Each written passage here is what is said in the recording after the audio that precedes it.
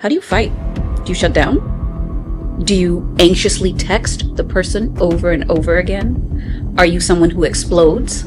But when they're frustrated with themselves or with people around them, that's when you have to see how they behave. You may ignore certain red flags because that anxious attachment style is getting in the way of you. Women are more reluctant to back out because there's this emotional dependency. Women will keep coming back because that is what they experienced early on in their homes as well. He says these things because he loves me so much. It shouldn't be the woman's responsibility to change the partner. Oh, boys will be boys. That can translate to, men doing all kinds of things and getting away with it, right? Heartbreak can cause heart attack. This idea that anything other than physical violence can be tolerated, should be acceptable, forgiven. Again, this is rooted in these gender norms. Well, thank you so much for coming and for being part of this. I think this topic is really important to cover because all of us, right, all the different generations experience heartbreak, love, trauma. And I am very happy that you're here with us today. I would like us to talk about healthy relationships. What happens these days is a lot of youngsters get into relationships, but they're somehow not able to differentiate between a healthy and a toxic relationship. So they start perceiving a lot of toxic traits as normal. What does healthy relationship look like in today's day and age? I think a lot of people are attracted to what's familiar, right? So think about what's modeled for us at home. What kind of relationships do we see at home between our parents or between other members of the family if we live in a joint family system? Oftentimes that sets the template for a relationship. Then you add in Bollywood, Hollywood, Disney, and all of the mixed messages we get from TV and media about what a healthy relationship looks like. It creates a lot of confusion. So you really need a lot of self-awareness. That's the starting point about what has been modeled for me, what is healthy, what is unhealthy, and how can I differentiate. And obviously, when you're a young adult, even a teenager, maybe you're trying out different things. That's a learning process. And maybe you'll make mistakes. That's okay. You'll learn from it. But the important thing is to keep an open mind and recognize what is toxic behavior versus what is healthy behavior. So generally speaking, we know that it's healthy to have a loving, committed relationship where there is mutual respect, open communication. And I think a lot of times people think, oh, I figured out my love language and my love language is, acts of service or gifts or whatever. Those are important things to figure out too. I also think it's important to figure out your anger language. How do you fight? Do you shut down? Do you anxiously text the person over and over again? Are you someone who explodes? Right? No one's paying attention to the anger language, but that also is a way to gain insight into how you communicate, how you express your anger. And there's nothing wrong with anger. Anger is part of life. It's a feeling, it's an emotion. Everyone has it. It's healthy. How you express it, your tone, all of those things really make an impact. No, I love that because when I see people around me, they're always emphasizing on, oh, the happy moments, the good moments, the success, right? When someone is successful and they're happy, they'll always show you the good side. But when they're frustrated with themselves or with people around them, that's when you have to see how uh they behave. So Exactly. And for a lot of my South Asian clients, this comes up all the time. We talk about how we may have seen our parents fight at home, but we never saw them make up. We never saw the apology, if there was one, right? Some of our parents didn't even say the words, I'm sorry. But if they did, how was that? I think it's important for children to see how parents make up after a fight. How do they repair? And that's something that we really need to think about. How do we model that for our children? what are some of the red flags that people end up ignoring, especially in the early stages of the relationship?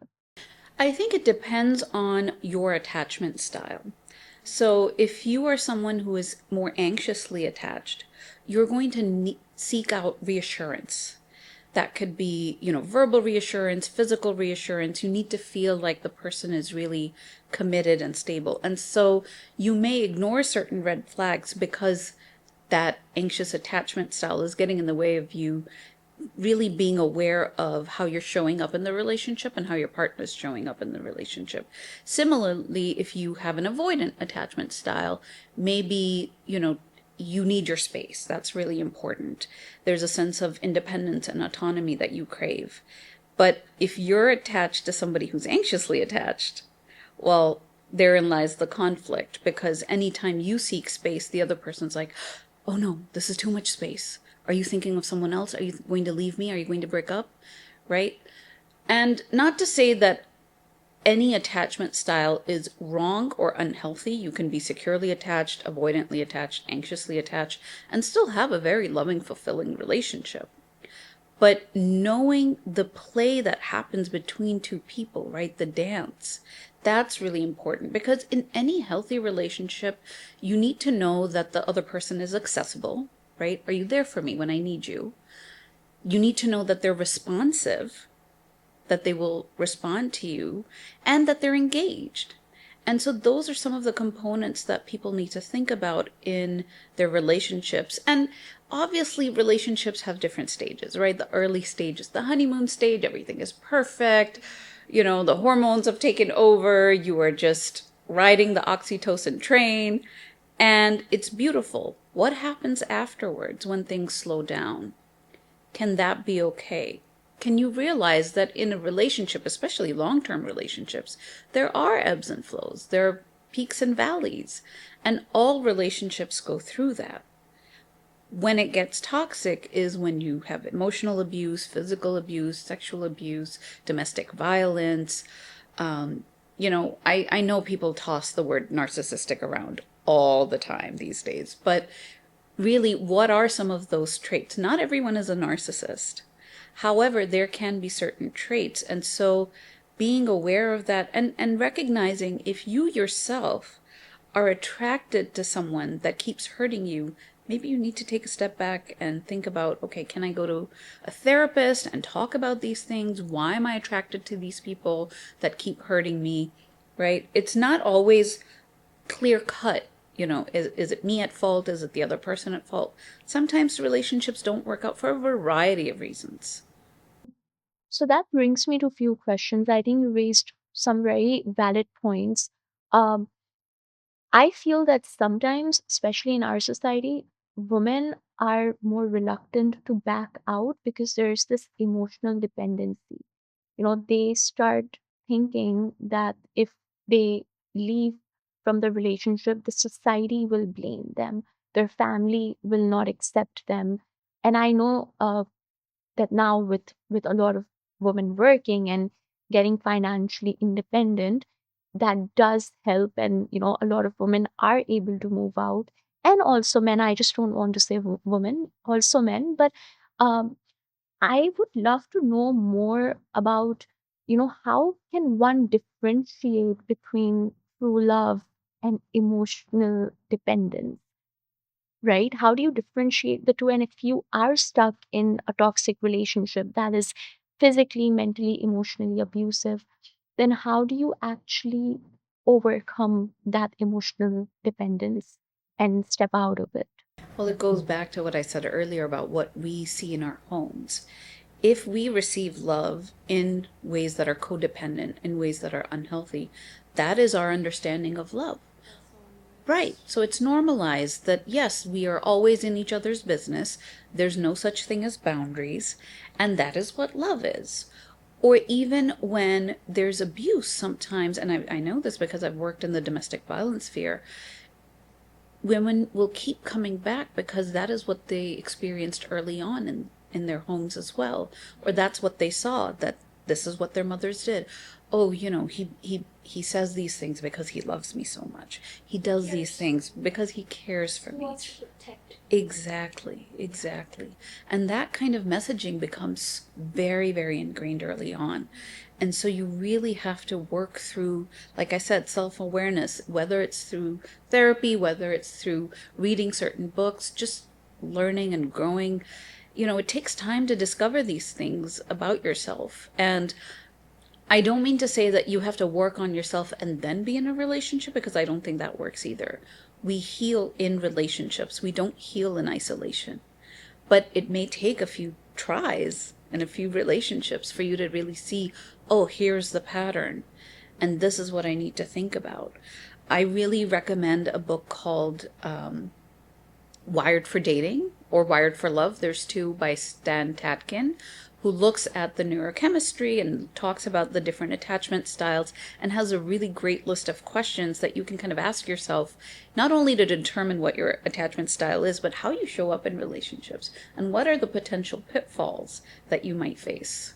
No, that's a great recommendation, and I I really loved the point where you mentioned that you can only heal in relationships, right? It's always work in progress, but I think both the partners should be willing to take that step to change certain behaviors, right? Should not just be one partner's responsibility to change the other person, because you cannot change the other person until and unless they actively are working towards changing certain toxic behaviors. And none of us are perfect, right? We all have certain traits that are not the best, and we should constantly try and work on ourselves and our relationships. And, one of the things in our community is that there's the messaging we receive at home. There's also the gender norms, right, that we conform to. There's societal expectations. There can be religious pressures. There can be a lot of different factors that keep people stuck in unhealthy relationships. And whether it is, this message of, oh, boys will be boys, that can translate to, men doing all kinds of things and getting away with it, right? There's a reason why there's a higher number of men that are perpetrators of domestic violence or that are perpetrators of sexual violence. So we know that a lot of the times these messages are, you just have to take it. This is just how they are. This is how we do it. This is our value, our culture, our this. And not all of that is healthy or acceptable. And it's okay to give yourself permission to question it, to really see, is this working? Is this healthy? Yeah, no, absolutely. And it shouldn't be the woman's responsibility to change the partner. How do you change a 30 or 25 or 30 or 35-year-old man? You cannot. And vice versa. But you can raise a better boy. That is correct. Yes, absolutely. You mentioned earlier about the attachment styles, right? So I would like you to maybe go a little bit more deep into it. Like, do you think two individuals with completely different attachment styles can be good partners to each other? Yes and no. So it really depends on the personality, the compatibility. There has to be all of these other factors that go into it. Do the two of you have a shared vision? Do you have similar values? How do you repair conflict? And it really comes down to flexibility and adaptability in any relationship, not just romantic relationships, right? It could be with work, could be with friends. So those things really showcase how, and I see this all the time because I do couples therapy.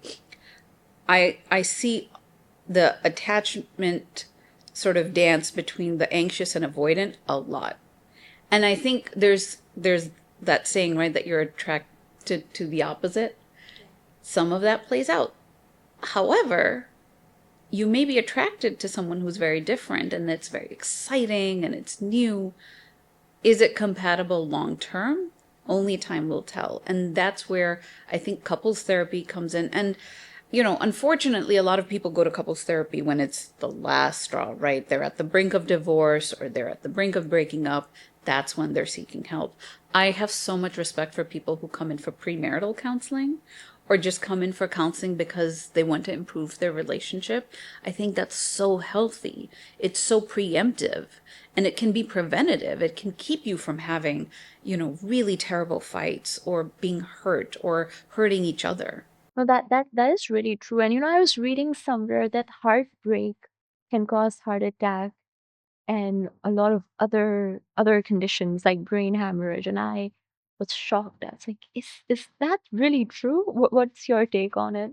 I really believe in the mind body connection. And a lot of the work that I do is somatic in practice. I do a lot of body work because I think that, everything works together, it works in tandem. Oftentimes, when there are different aches and pain, it's a manifestation of something emotional or psychological, and vice versa. And especially in our culture, because there's so much stigma and shame and taboo about talking about mental health issues, it's sometimes easier to talk about muscle aches and tension and migraines and stomach issues than it is to talk about the actual emotional pain. And, you know, losing a loved one is very, very difficult. It can take a toll on the body. And that heartbreak can manifest in real pain. I know that when I found out that my ex-husband was cheating on me and my world just broke open, I thought this was it. This was the end. And to sit there with that kind of pain and just not know how long it was going to take.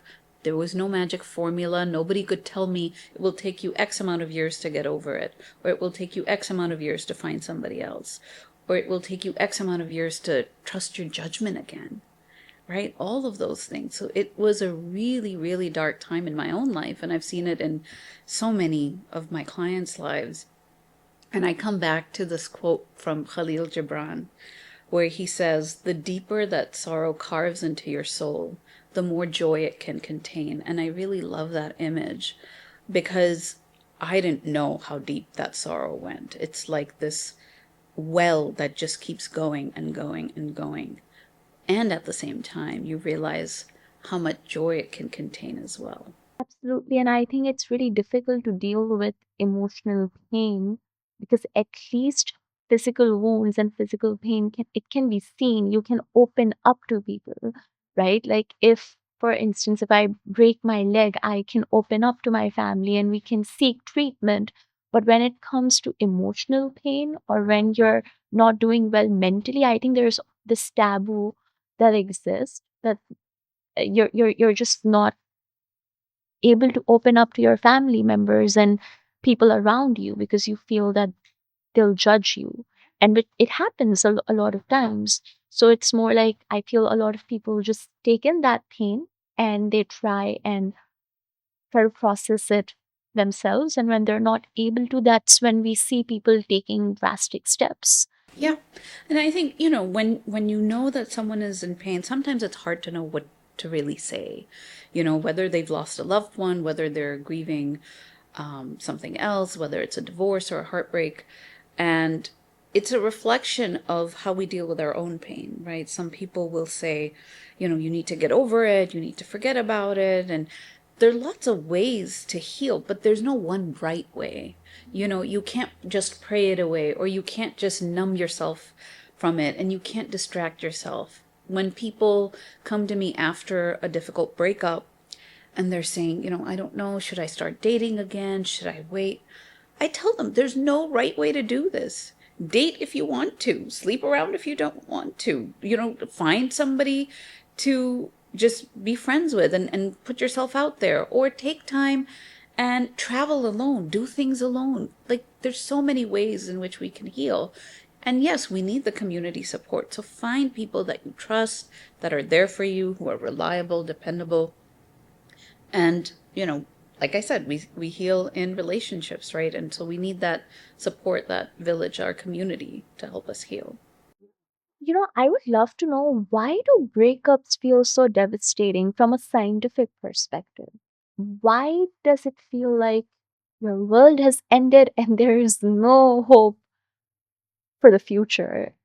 So not everyone feels that way about breakups, right? So some of it depends on your wiring. Some people are able to bounce back, maybe because they didn't let themselves get that attached. Yeah, even in that moment, it depends on how attached you are. And, time is certainly a factor. Having children together is a factor. If you've been through a lot of things together, those are factors.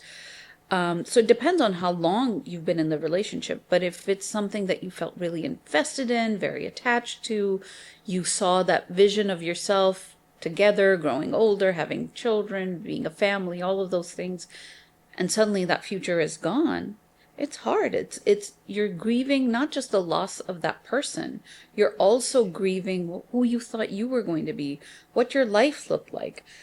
And if there's family expectations and pressure, that's adding a whole other level, right? Because now it's the shame and guilt of disappointing other people.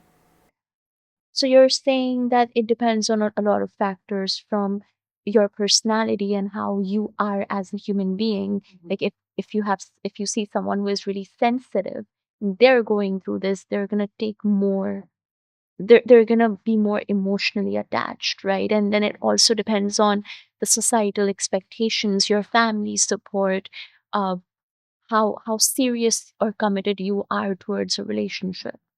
No, that is really interesting. And I would like to highlight one more thing that people deal with breakups and heartbreaks differently, right? We see a lot of people who just end up suppressing their feelings and they invest themselves into the work they're doing. And they're like, okay, we're just going to make ourselves busy and then everything is going to be fine. And sure, for the time being, things improve and you're able to put that time and effort into maybe your business or your career goals, whatever it might be for you. But then that's really not healing yourself, right? There's a difference between emotionally suppressing your feelings and actually healing. What is that difference? Like what is the difference between the two, and how does one heal post breakup and not just suppress their feelings? I think in South Asian society, stoicism is something that is held to a very high regard, right? That, oh, you don't dwell when you are upset or sad. You can, it's almost seen as a sign of weakness, right? That you're struggling. And if you're struggling emotionally, well, that's a personal weakness. You just need to be stronger. You just need to get over it. And what that does is that it sends this message that your pain is not acceptable, that you are not functioning in society, and so you need to get out of it. So a lot of us feel this need to then just overcome that pain, either by repressing it and pushing it down, and it'll show up in different ways, right? Or by just numbing ourselves, right? You binge watch Netflix, you keep yourself distracted, you become a workaholic, all of those things. And to some degree, any one of those things is not necessarily the problem. But taken together, if that's how you're dealing with your pain, then you're not dealing with it. You're just ignoring it, and it's going to come up in other ways. In your next relationship, it will come up, right? If you, let's say you were betrayed and that left you with a lot of trust issues. If you aren't addressing them, what's going to happen? You're going to carry that baggage into your next relationship. And you're going to be very suspicious, and your partner will have no idea why. Yeah. I think also a lot of people just end up keeping their feelings to themselves and they actually don't want to open up of what happened in the past because they are internally blaming themselves for something that the partner did.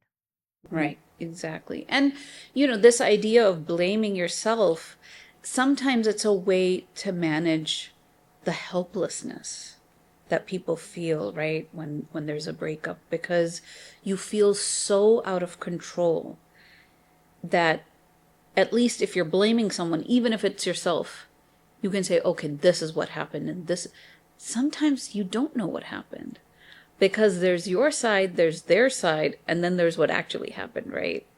And in a relationship, it's very, very hard to get to an objective truth, even though a lot of the couples that come to couples therapy are looking for that verdict. It's like he said, she said, and then it's like, okay, you're the therapist. Who's right? Who's wrong? But I can see the dance. I can step back and say, actually, it's not one or the other. It's what's happening between the two of you. And that's the piece we need to address. It's the relationship. And that's how I think of it, is the relationship is my client, not one partner or the other, but it's the relationship. And we have to decide what's best for the relationship. Sometimes it's best to go our separate ways. Sometimes we keep working on it. How do you decide uh, whether it is best for two people to stay together and work on their relationship or go towards separate paths? Like, how does that process look like? I know it's a deep question, but I'm. It takes time, but like you said, you can't change the other person. The only thing you can work on is changing yourself. But if I have a client who's resistant to changing themselves or refusing to recognize that there's something that they're saying or doing or expressing that's problematic and they're not able to do that work, then it may be helpful to think about, okay, how do we go our separate ways? And even there's, you can, before you get the lawyers involved, there's mediation, there's discernment counseling, all kinds of things. So couples therapy is not necessarily just to help people to stay together. It can be a way to help people find their own paths.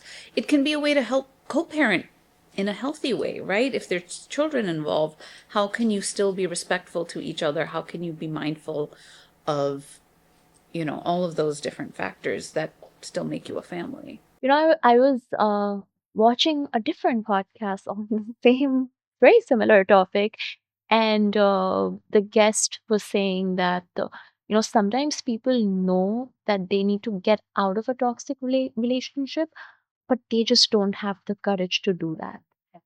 They lack the courage. They know what's the right thing to do, but they're just not able to do it. So in that case, what do you do? You have to find that courage. And sometimes you have to examine what's holding you back, right? Is it the fear of uncertainty? Is it the fear of shame? Is it family pressure? Is it this idea of what will people say? Log kya kahenge? Is it something that, you feel like, I mean, for example, if you've been with someone for a long time and you're dependent on them, there could be financial constraints, emotional constraints, and especially in our society for women, if they've been in a relationship, if they've been married, divorce carries a lot of taboo, right? No one wants to consider you as a marital prospect if you have been marred by the divorce. So there's a lot of cultural expectations that go into it too. And especially when the kids are involved. For every woman and men, it's important to be financially independent, have a stable career, right? And also do things that truly make you happy. Because if you are financially stable and you are emotionally stable, that is what sometimes give you the courage to come out of a toxic relationship. Yeah, and there can be a lot of messages early on about what a romantic relationship even means, right? Why does that have to be the most important relationship? Why does that have to come before friendships or before other relationships?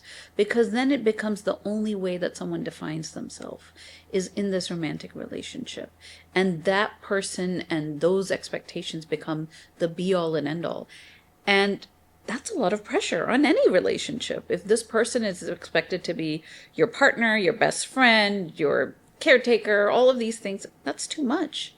And so having not only financial independence, but some sense of autonomy, being able to do things that you enjoy, right? Not necessarily seeing, oh, what does this person like, and making their likes and dislikes your likes and dislikes. Because then you lose your sense of self in that. That is very true.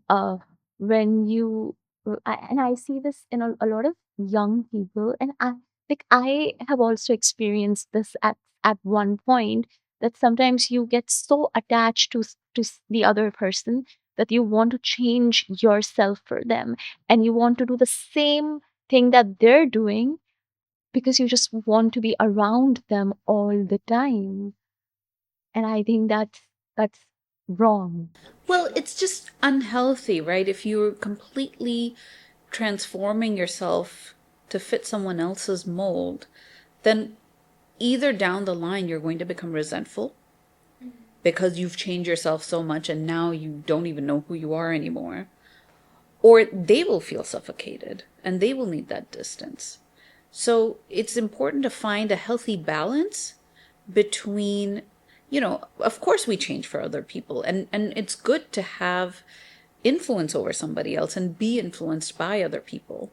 That's a sign of growth. But you don't have to necessarily lose everything that you are.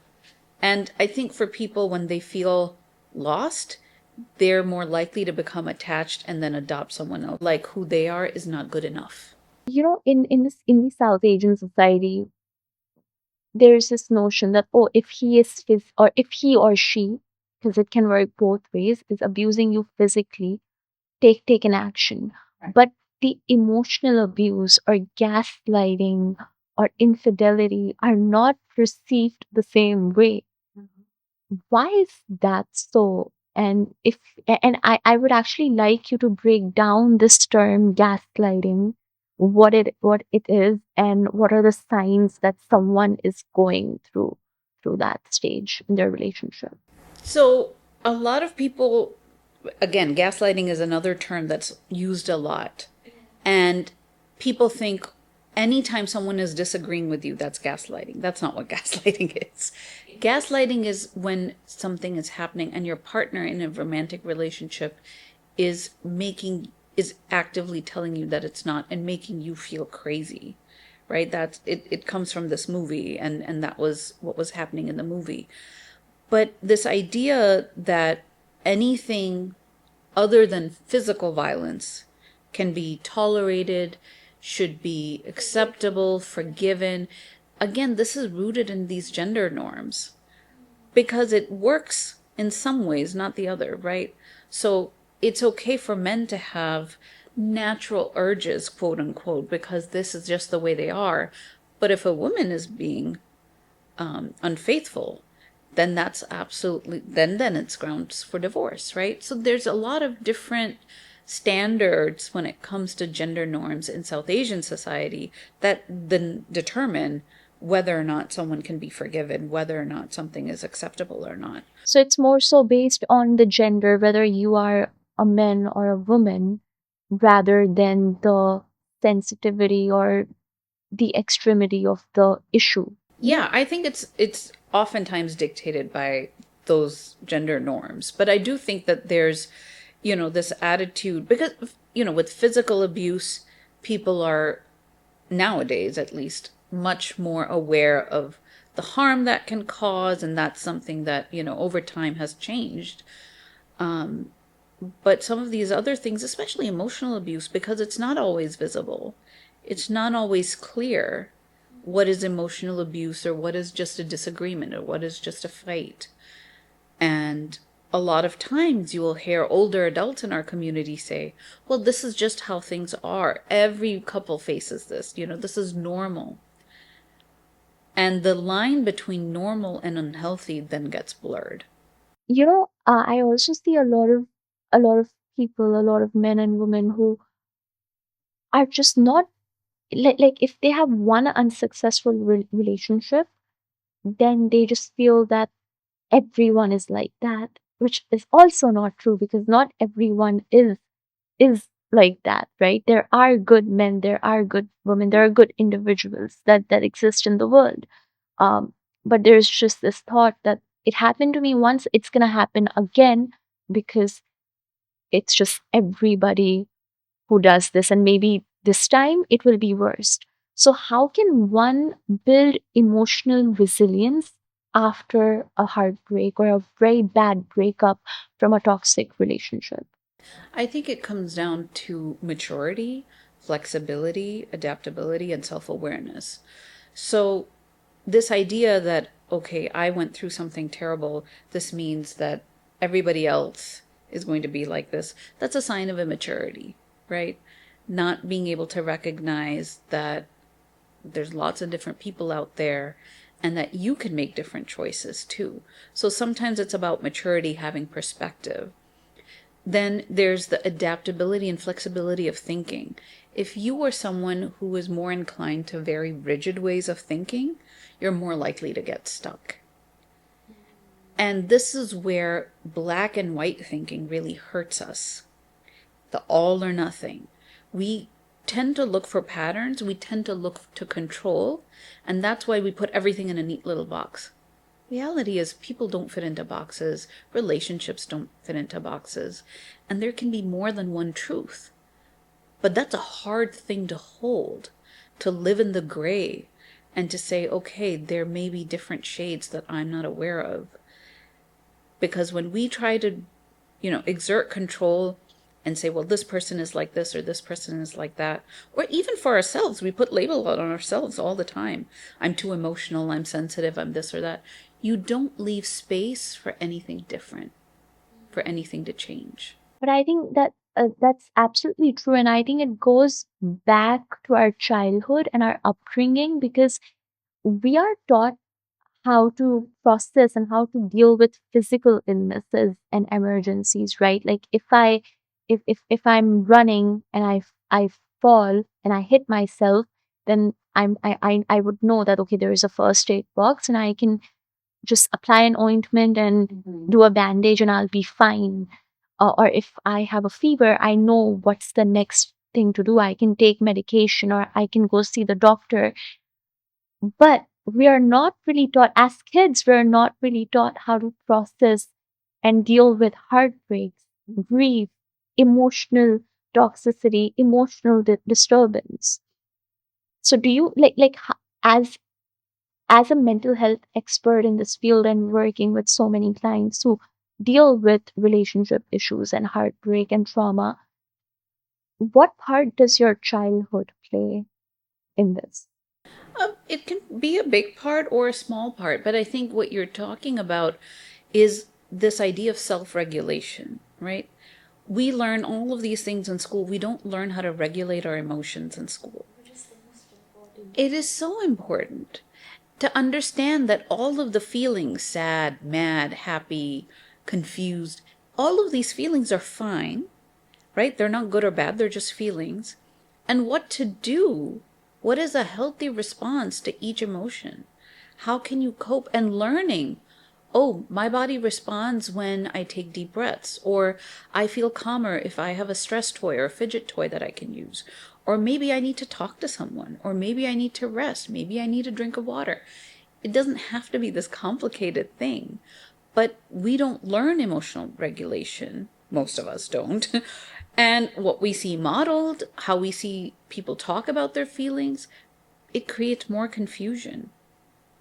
So we don't have good templates. And that's why I think, when couples start to think about parenting and what they want modeled in their home, it's less important, what you say matters.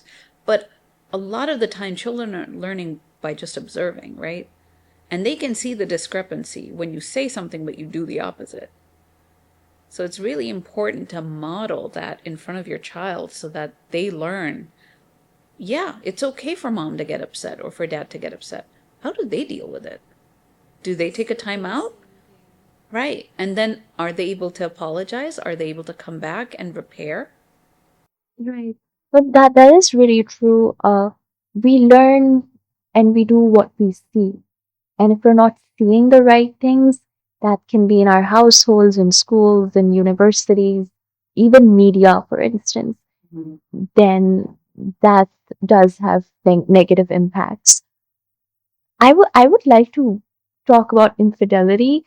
Like how do men versus women deal differently with infidelity, cheating? I mean, I think that anyone who has been cheated on can deal with it in a variety of ways, right? For some people, it breaks down the trust in the opposite sex or in the same sex, depending on your relationship, or it can create a lot of self doubt. It can create this question of like, why me? Was I not good enough? Was I not attractive enough? Was I not this enough or that enough? And so you start to think it must be something about you that the other person's rejecting.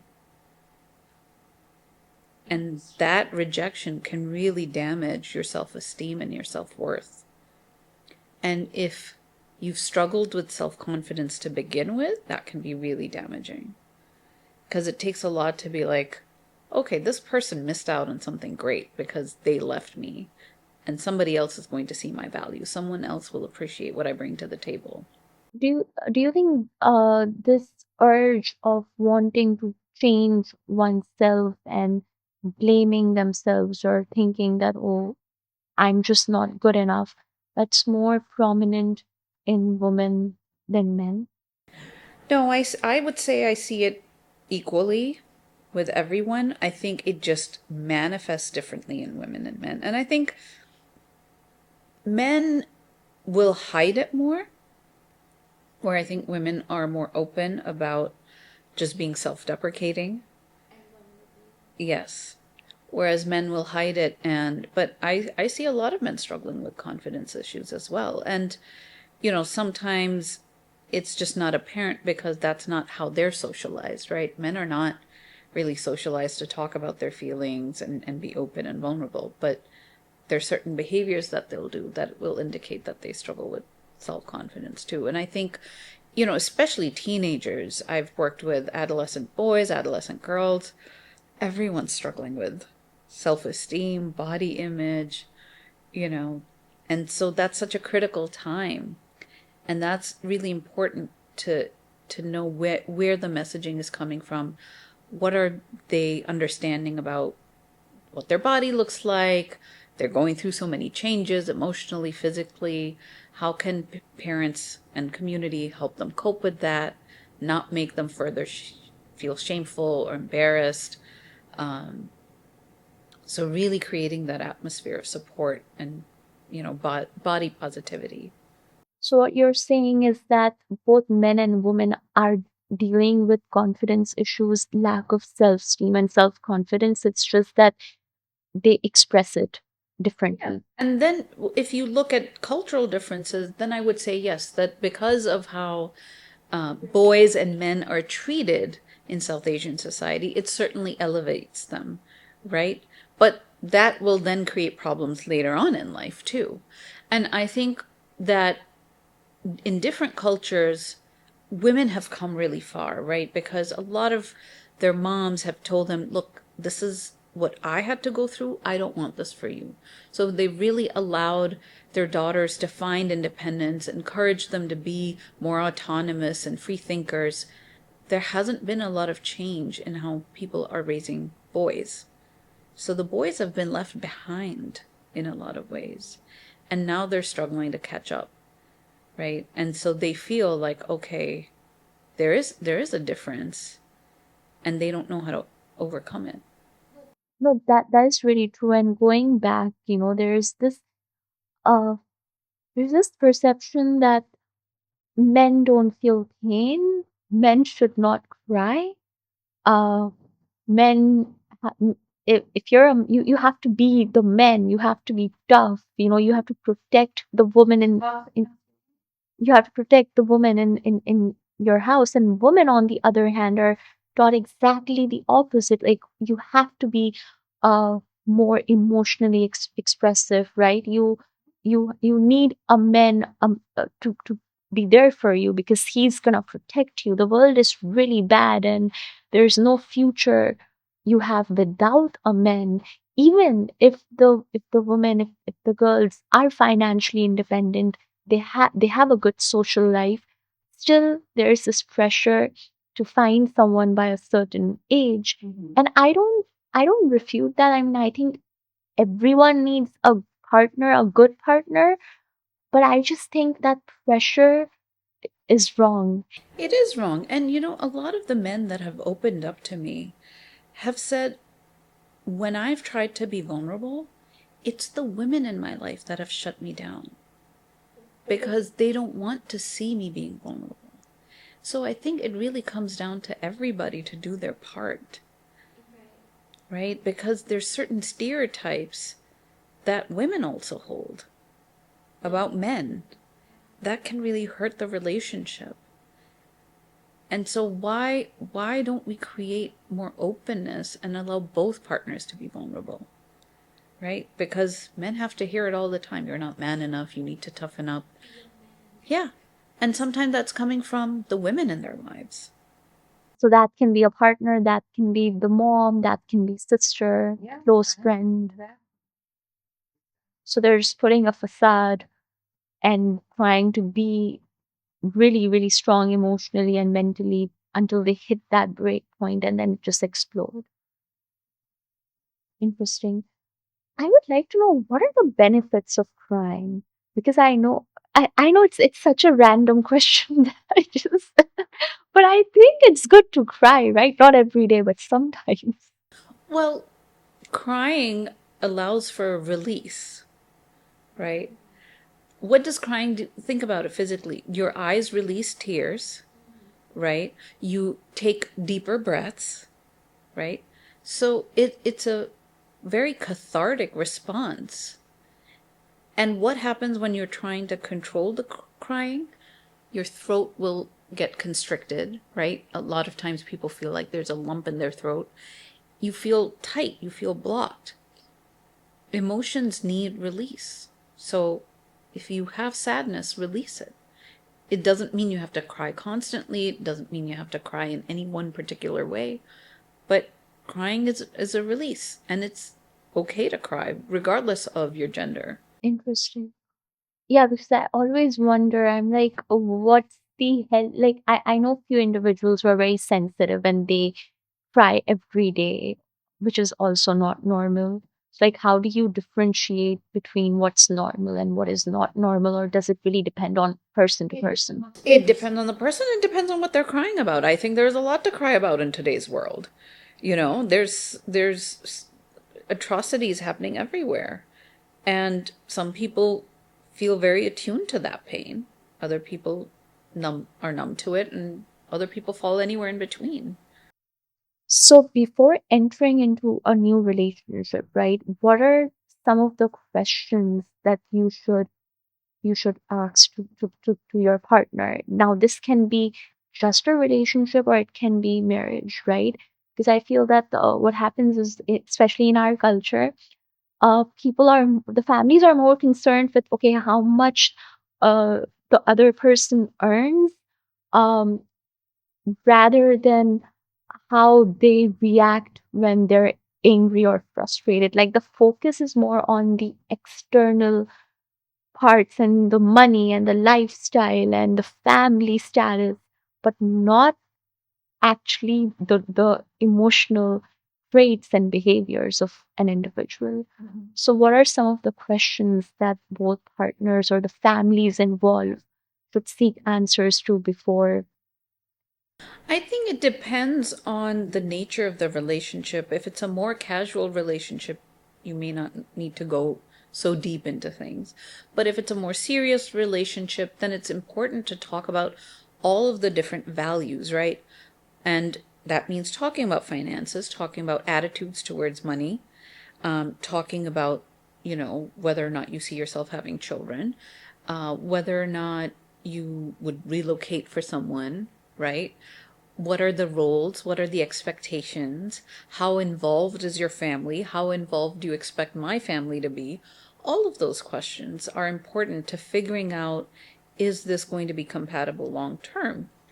And there's lots of questionnaires and books that you can look at that have those kinds of questions, but talking about some of those main things, and recognizing, okay, how comfortable are you if we do things separately versus together?